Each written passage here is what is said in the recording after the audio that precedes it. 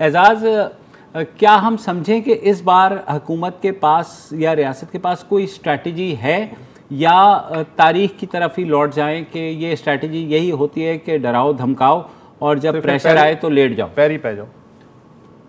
मुबशर भाई, रोसद साहब, मसला आज भी रियासत को वही दरपेश है जो आज से पहले था जब माजी में टीएलपी आती रही। बिल्कुल एग्जैक्टली वैसी सूरत हाल है, लेकिन एक मुस्बत बात जरूर नजर आ रही है जो कि बहुत थोड़ी है।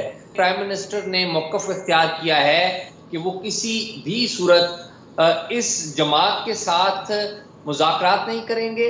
न ये कि मुज़ाकरात नहीं करेंगे, बल्कि उन्होंने अपने वुज़रा को भी हिदायत की। यार एजाज, खुदा का नाम मान यार, क्या किस तरह की बातें कर रहे हो यार? यू टर्न कभी भी नहीं लिया इन लोगों ने, है ना? मैं वही अर्ज कर रहा हूँ कि ये यू टर्न हो सकता है, लेकिन मैं आपको वो सूरत हाल बता रहा हूँ जो मीटिंग्स के दौरान हुई है। प्राइम मिनिस्टर जब आए हैं सऊदी अरब से, तो उन्होंने बनी गाला में एक इजलास किया, और उस इजलास की अहमियत का वज़ीर साहब अंदाजा इस बात से लगाइए कि आर्मी चीफ, डीजी ISI, बाकी इंटेलिजेंस एजेंसियों के जो सरबराहान हैं, अहम वफाकी वुज़रा, वो सारे उधर मौजूद थे। और प्राइम मिनिस्टर ने सबसे पहले सबकी राय ली कि मुझे बताएं कि क्या किया जाना चाहिए।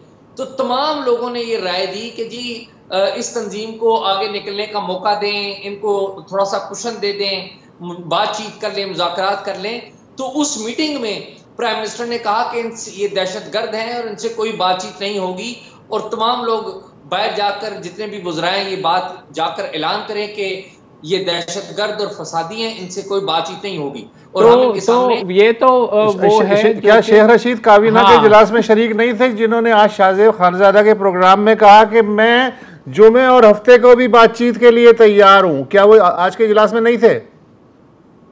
मैं वही अर्ज कर रहा हूं कि वो भी उस इजलास में मौजूद थे। तो फिर यह क्यों हो रहा है? वजीर इत्तलात फवाद चौधरी भी थे, और आप देखिए कि उस वाक़े के बाद वजीर दाखिला का बयान तो आज अभी आपने देखा, लेकिन वजीर दाखिला ने अभी जो प्रोग्राम में शरीक हुए हैं उसके बाद एक बयान भी जारी किया है, और उन्होंने कहा है कि रियासत की रिट कायम करेंगे और हम किसी रियासत को यरगमाल नहीं होने देंगे। और इससे पहले जो वजीर इत्तलात ने बयान दिया वो भी अपनी जगह मौजूद है, लेकिन अच्छा ठीक है, ये चले, वज़ीर आज़म ने भी ये तहिया कर लिया और बड़ी अच्छी बात है, रियासत को अपनी रेट कायम करनी चाहिए, लेकिन करेंगे क्या? देखिए, बात यह है कि असल मामला उस वक्त वहां पर आके फंस जाता है जब बाकी इदारे इसमें शामिल होते हैं जिन्होंने इस सारे मामले पर अमल दरामद करना है।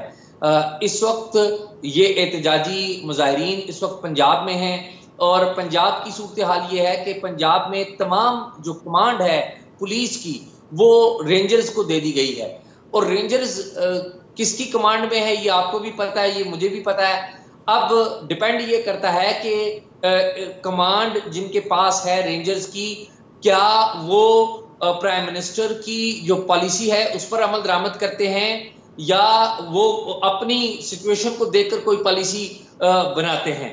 और इस बात का भी माजी अगर कोई पैरामीटर है तो माजी में भी हमारी हुकूमत यू टर्न लेती आई है, तो ये इम्कान आज भी उतना ही ठीक है एजाज, लेकिन करेंगे क्या? मुझे बताइए कि वो लोग जो हैं वो हज़ारों की तादाद में मौजूद हैं, उनको किस तरीके से कंटेन करेंगे? क्या यूज़ ऑफ फोर्स होगी? तो जाहिर है ख़दशा है कि खासा कत्लेआम भी हो सकता है, बहुत जानें भी ज़ाया हो सकती हैं। तो कोई स्ट्रैटेजी है, या एक तरफ है कि मुज़ाकरात पे आ जाओ, या दूसरा एक्सट्रीम है कि जी आप जो है ना पै जाओ? मेरे पास जो इतलात हैं कि प्राइम मिनिस्टर ने वाज़े जो डेडलाइन दी है पुलिस को भी, रेंजर्स को भी और तमाम कानून नाफिज करने वाले इदारों को, कि वो TLP के प्रोटेस्टर्स को किसी सूरत भी चिनाब का जो पुल है वो क्रॉस करते नहीं देखना चाहते। वो चाहते हैं कि प्राइम मिनिस्टर चाहते हैं कि चिनाब से उन्हें पीछे धकेला जाए, दरिया चिनाब किसी सूरत में वो क्रॉस ना करें। तो वो ये भी चाह रहे थे कि वो लाहौर से ना निकलें, मगर वो लाहौर से निकल आए, फिर आगे मुरीदके में थे, वहाँ पे ऑर्डर आए कि वो वहाँ से ना निकलें, वो वहाँ से भी निकल आए। अब गुजरांवाला से लेकर गुजरात तक जो है कोई उनकी रुकावट नहीं है और वो आराम से क़याम पज़ीर हैं और कल सुबह निकल जाएंगे और इवेंचुअली फिर चनाब तक पहुंच जाएंगे। तो फिर क्या अगला लाएअमल ये होगा कि जी जेहलुम के पुल से हम नहीं जाने देंगे। तो ये सारी चीज़ें क्या ये एक कंफ्यूज स्ट्रैटेजी की तरफ इशारा कर? देखिए बशर भाई, मैं पहले भी बयान कर चुका हूं कि एक गैप है चीफ एग्जेक्टिव के अहकामात में और उन पर अमल दरामद करने वाली जो कुव्वतें हैं, नीचे जो इंतजामिया है उसमें। तो ये गैप हमें वाज़ी तौर पर नजर आ रहा है और ये वही गैप है जो माजी में भी हम रियासत की पॉलिसियों में देखते आए हैं और इसी गैप का फायदा हमेशा ऐसे अनासर उठाते आए हैं जो अल्टीमेटली रियासत के ऊपर आके हावी हो जाते हैं।